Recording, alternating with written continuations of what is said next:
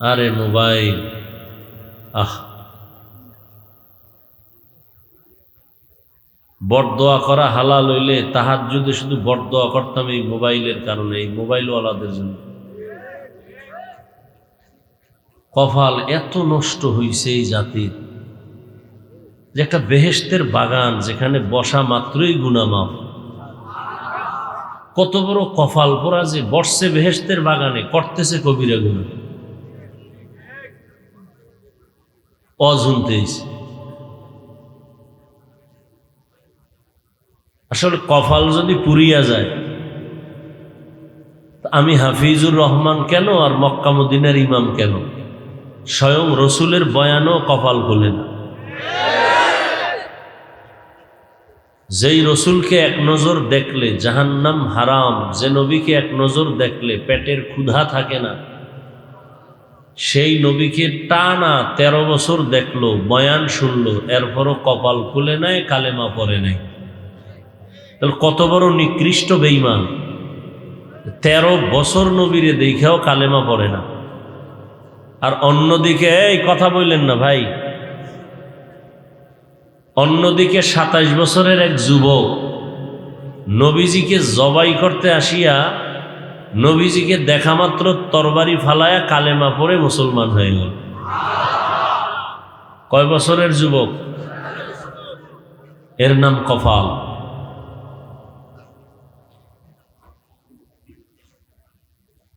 বহুদিন ধরে এই মাহফিলের প্রচারণা চলতেছে, অনেকে আসার নিয়ত করছে, আসতে পারে নাই। এরা এক কপালওয়ালা। আর এক দল আসছে ঠিক, এই বেহেশতের প্যান্ডেলে ঢুকে নাই। হয়তো দোকান, চিল্লাইও না ভাই, আমি কিছু কথা বলবো, রাত্র অনেক হয়ে গেছে, কথাগুলো শুনো। এটা চিল্লির মজলিস না। একটা দূরের মানুষকে চিল্লানো লাগে, তুমি আমার কাছে বসা, চিল্লির কি আছে? হ্যাঁ, চিল্লানোর কিছু স্থান আছে, সেখানে চিল্লাবা। এটা তো চিল্লানোর স্থান না। কথা বলবো, বুঝবা, এবং তওবার নিয়তে বসবা যে কিছু আল্লাহ এখান থেকে আসছি গুনাহ নিয়ে, গুনাহ মুক্ত হয়ে বাড়ি যেতে পারি। চিল্লির কি আছে? কথার মধ্যে আদব আছে, চোখের চাহনির মধ্যে আদব আছে, বসার মধ্যে আদব আছে। মানুষের জীবনের সৌন্দর্যই হলো আদব। যার আদব নাই, ও যত বড় শিক্ষিত, কোনো দাম নাই। বেয়াদবি আমি আগে মাপ চাই আপনাদের কাছে, আপনারা অনেক দামি মানুষ। যুবকদেরকে আমি বেশিটা টার্গেট করে বয়ান করি, বারবার শব্দ উচ্চারণ করি, তুমি এটা কেন করো, যুবকদেরকে বলি। কারণ যুবকদের মধ্যেই আল্লাহ যে প্রতিভা দিয়েছেন, এটা কাজে লাগাইলে এক যুবকের দ্বারা এক দুনিয়া আলোকিত করা সম্ভব। কিন্তু মোবাইল আজকে সব ধ্বংস করে ফেলতেছে, কোনো খবর নাই। আল্লাহ আমাদের সব ভাইকে হেদায়াত দান করুন। কি কথাটা বলতে লইছিলাম? ও, যে একদল আসছে, এরা প্যান্ডেলে ঢুকতে পারে নাই। এরা কোথায়? দোকানে ঘুরে, মহিলা প্যান্ডেল তাওয়াফ করে, তাজা তাজা কবিরা গুনাহ করে। আমি হাসবেন না, যা বলতেছি যদি মেধা থাকে, গভীর চিন্তা করলে তো কান্না আসা উচিত। হাসেন কেন? আর একদল প্যান্ডেলে বসছে ঠিক, কিন্তু ওদের কলবের দরজা বন্ধ মোবাইলের কারণে। এ মোবাইল নিয়ে ব্যস্ত, আসছে খালি, যাবে খালি। বয়ানের পরে মোবাইলটা যদি হারিয়ে যায়, তোর কপাল পুরাটাই ভরা। একটা বুদ্ধি, এত বুদ্ধি নোয়াখালীর মানুষের, একটা লোক আমার কথার জবাব দিতে পারবা ভালো মতো আদবের সাথে? তুমি মোবাইল ধরছো কেন? 24টা ঘন্টা তুমি মোবাইল নিয়ে ব্যস্ত থাকো। আল্লাহ দয়া করে বেহেশতের বাগানে নিয়ে আসছে, এখানে মোবাইলটা না দেখাইলে তোমার মনের ঝাল মিটে না। কি যুক্তি আছে তুমি মোবাইল হাতে নেওয়া? মদিনার অর্ডার ছাড়া, সরকারের কোনো অনুমতি ছাড়া, ভিন্ন কোনো কারণে 1000 কোটি বার ছবি তোলা হারাম, কবিরা গুনাহ। পৃথিবীর কোনো মুফতির বাবার ক্ষমতা নাই কথার বিরুদ্ধে কিছু বলবে। তুমি কেন মোবাইল হাতে নিছো? কি কাজ কি তোমার? তুমি মনে করো কাম, এটা আকাম, এটা কাম না, এটা আকাম। তুমি হয়তো ভদ্রতার সাথে জবাব দিবা, হাফিজ ভাই এমন কেন করেন, মোহাব্বত করে আসছি, রেকর্ড করি। তাহলে তুমি যেই প্রশ্নটা করবা, তোমার থেকে আমি কম চালাক। তোমার এই প্রশ্নের জবাব না লইয়া চেয়ারে বইছি,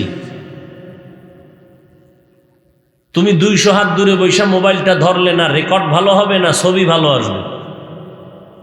তোমার কাজটা নিখুঁতভাবে মিডিয়াওয়ালারা করতেছে। ওগো আমরা হালালও বলি না, হারামও বলি না, কিচ্ছু বলি না, এটির পক্ষেও আমরা না। তাহলে তুমি তো সকালবেলা ওদের থেকে ডাউনলোড করে নিতে পারবা। শুধু শুধু কেন তুমি এখানে সময় নষ্ট করো? একটা ছুরি হাতে লইয়া গলা কাটা, এটা তোমার কাছে খুব কঠিন। কিন্তু মোবাইল হাতে লইয়া তোমার জীবনকে জবাই করতেছো, তোমার এটা অনুভব হয় না। এখানে বহু শিক্ষিত মানুষ, আজকে গুগলে সার্চ দিবা বাসায় গিয়া, টাচ মোবাইল চালাইলে অঙ্গের কি কি ক্ষতি হয়, চিকিৎসা বিজ্ঞানীরা বাস্তবতার সাথে মিল রেখে কি থিওরি দিয়েছেন। এক মোবাইলে তোমার চোখের পাওয়ার নিয়ে যাইতেছে খবর নাই, হার্ট দুর্বল, মেধা দুর্বল, কিডনি দুর্বল, চরিত্র নাই, লেখাপড়া নাই। এই মোবাইলের কারণে মাথা ব্যথা বেড়ে গেছে, বুকে ব্যথা বেড়ে গেছে, ভয় লাগে কখন তুমি স্ট্রোক করে মরে যাও। এই মোবাইলের কারণে মায়ের সাথে বেয়াদবি করেছো, এই একটা মোবাইলকে কেন্দ্র করে বাবার সাথে বেয়াদবি করেছো, এই মোবাইলকে কেন্দ্র করে শিক্ষকের সাথে বেয়াদবি, আলেমের সাথে বেয়াদবি। এই মোবাইলের কারণে কোথাও তোমাকে কেউ ভালো জানে না, মায়ের টাকা চুরি করেছো। এই মোবাইল ঠিক রাখতে গিয়া বাবার টাকা চুরি করেছো, বাবা মায়ের টাকা না দিলে বন্ধুর পকেট কেটেছো, বন্ধু না দিলে দোকানে সম্মিলিত চুরির ষড়যন্ত্র করতেছো। কি ভালো কাজ করছো মোবাইল দিয়ে আমাকে বুঝাও। চেহারার দিয়ে তাকাইলে নূর নাই, গুনাহ সারা রাত মোবাইলে, কবিরা গুনাহ, কবিরা গুনাহ, কবিরা গুনাহ দেখতে দেখতে চেহারাটা নষ্ট করে ফেলেছো। চেহারার মধ্যে কোনো উজ্জ্বলতা নাই, লেখাপড়া নাই। আল্লাহ মাফ করুন, আল্লাহ না করুন, যদি এখন মরে যাও মনে মনে মা বাবা খুশি হইব যে একটা চরিত্রহীন, ওর কারণে মানুষের কাছে মুখ দেখাইতে পারি না, মানুষ লজ্জা দেয় যে এই রকম বেয়াদব ছেলে জন্ম দিছো কেন, ও মইরে গেছে, একটা বিপদ গেছে, কানবে ঠিক, মনে মনে খুশি। তাহলে তোমার এই জীবনে কামাই করলা সবার বরদোয়া, একটা জীবন হইল। অথচ তোমার মতোই বহু যুবক, তোমার মতোই স্কুলে পড়ে, কলেজে পড়ে, চাকরি করে, ব্যবসা করে, 5 ওয়াক্ত নামাজ পড়ে, দাড়িওয়ালা নাই। তোমার কপালে তো খারাপ কেন? কার অভিশাপ লইয়া বইছো? আল্লাহ আমাদের সব ভাইকে হেদায়াত দান করেন। সবার আগে আল্লাহ আমাকে হেদায়াত দান করেন। আমার কলিজার প্রত্যেকটা যুবককে আল্লাহ হেদায়াতের দৌলত দান করেন। বেয়াদবি আবারও মাপ চেয়ে নিলাম। এখানে আমার কোনো ব্যক্তি স্বার্থ নেই, আছে? তোমার মোবাইল দিয়ে তোমার চোখের পাওয়ার চলে যাইতেছে। আমরা মোবাইল চালাই, মাঝে মাঝে একটু কিতাব দেখি, এখন কিছুক্ষণ দেখলে এখন ওই অন্য কিতাব পড়তে পারি না, গলায় যায় চোখ। মাথা ব্যথা, জীবনে এই পরিমাণ মাথা ব্যথা ছিল না, ইদানিং এই পরিমাণ মাথা ব্যথা, বুকে ব্যথা, হঠাৎ বুকে ব্যথা। এরপরে তো টাইম মতো ঘুম নাই। মানুষের জীবনের সব থেকে মহা এক মূল্যবান জীবন সুস্থতার ঔষধ রাতের ঘুম। এই ঘুমটা আমি মারতেছি বয়ান করার কারণে, তুই মারতেছ কি কইরা এবার চিন্তা করতো। যুবককে বলছি, আমি তো বয়ান করার কারণে রাত্রে ঘুমাইতে পারি না, আর তুই ঘুম মারছো কি কইরা সারা রাত, হিসাব করতো। একটা বেঈমানের বাচ্চাকেও যদি পাও ধরে বুঝাইতাম, ও তওবা করতো। তোমার কপাল কেন এত খারাপ? তুমি তো তওবা করতেই চাও না, বরং উল্টা স্লোগান দাও, কি রাস্তা দিয়ে যাইবে আর কইব এত হুজুর ওয়াজ করলো, কারো লাগলো না, ওনারে এত লাগলো, ওনারে বাদ দাও, আকাম বাদ দিব না, হুজুর বাদ দাও। এ জাতির কপাল এত খারাপ হইছে, হুজুর বাদ দিবে, আকাম বাদ দিবে না, বলবে হুজুর বাদ দাও। এত হুজুরে বয়ান করলো, কারো লাগলো না, ওনার লাইগে গেছে। উনি একজন হুজুর দেশে জ্বালাইছে নতুন। হ্যাঁ, এই নতুন নতুনরা মরে গেলে আর বলনে ওলাও কেউ থাকবে না। আল্লাহ সবাইকে মাফ করে দেন।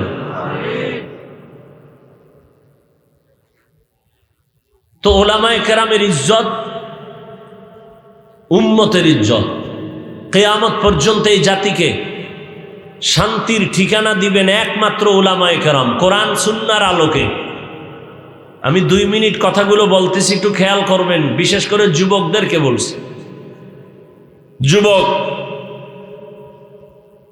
বিশাল মহাসাগর পাড়ি দিয়ে কিন্তু তুমি এখনো জিন্দা আছো, আর অনেকে ওই সাগরে ডুবে গেছে, শাহাদাতের পেয়ালা পান করেছে। যুবক, ইতিহাস ভুলবা না, তুমি মুসলমান, এটা তোমার সব থেকে বড় দামি একটি পয়েন্ট। গোটা দুনিয়ার যত মাস্তান দেখো, সব মাস্তানরা ইসলাম আর মুসলমানকে ভয় পায়। তা তুমি মুসলমান, এটা তোমার পাওয়া। তুমি যুবক, এটা তোমার আরো পাওয়া। তবে মনে রাখবা, তোমার এই পাওয়ার ত্বরান্বিত করতে লাগবে উলামায়ে কেরামের নেক দোয়া। ছাত্র জনতার বৈষম্য বিরোধী আন্দোলনে সফলতার চাঁদ উঠে নাই ততক্ষণ, এদেশের উলামায়ে কেরাম ছাত্র নিয়ে মাঠে নামে নেয় যতক্ষণ। চিনলা না আসল মানুষ, চান্দাবাজার ধান্দাবাজের পিছনে পড়ে পড়ে কিছু পাওয়ার লোভে দাড়ি কেটে ফেলেছো, নামাজ শেষ করেছো, চরিত্র নষ্ট করেছো, অথচ যাদের পেছনে ঘুরো এরা সব তোমার স্বার্থপর চান্দাবাজার ধান্দাবাজ। স্বার্থে আঘাত লাগলে শুধু দল থেকে নাম কাটবে না, লিখে রাখ, কল্লা কেটে ফেলবে, কল্লা। কিন্তু এই জীবনে তোর নিঃস্বার্থ কলিজার বন্ধু উলামায়ে কেরাম জীবন দিবে, কোনো যুবকের কোনো জাতির ক্ষতি হতে দিবে না। মাদ্রাসার ছাত্র জীবন দেয় না এই আন্দোলনে, অথচ মাদ্রাসার ছাত্রদের লিস্টই এখনো আসে নাই। অন্যদের নাম শুধু লিস্টি না, পাঠ্য বইয়ের মধ্যে ঢুকাই দিছে। কি ষড়যন্ত্র চলতেছে জানো?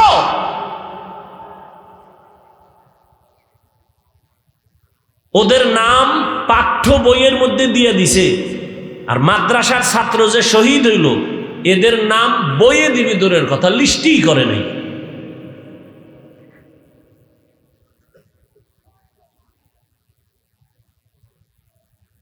এজন্য উলামায়ে কেরামের বিরোধিতা করা মানে ইসলামের বিরোধিতা করা।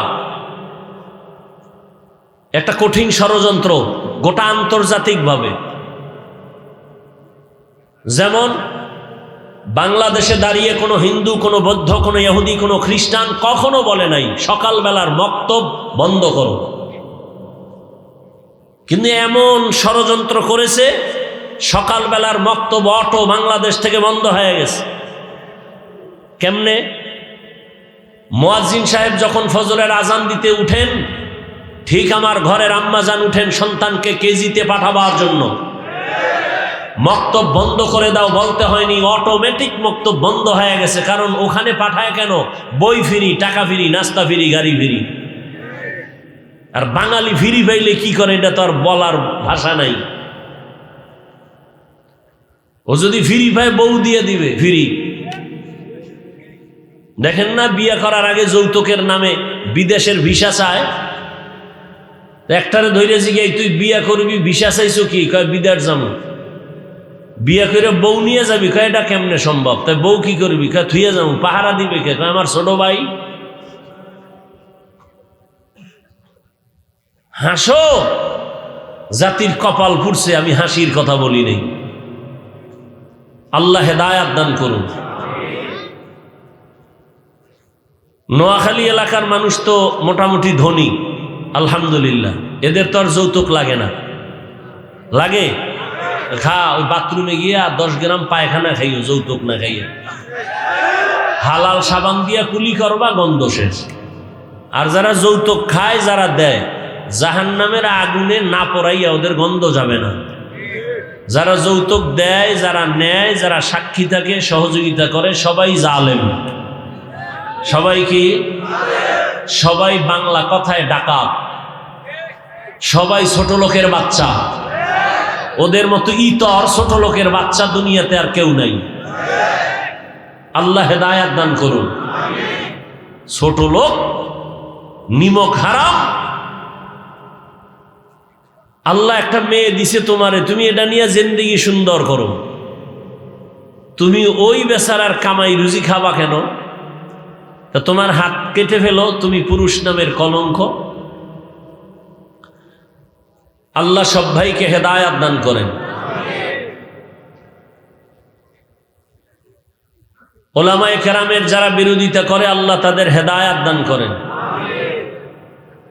আমি যে আয়াত পড়েছি আপনাদের সকলের পরিচিত মুখস্থ করা আয়াত।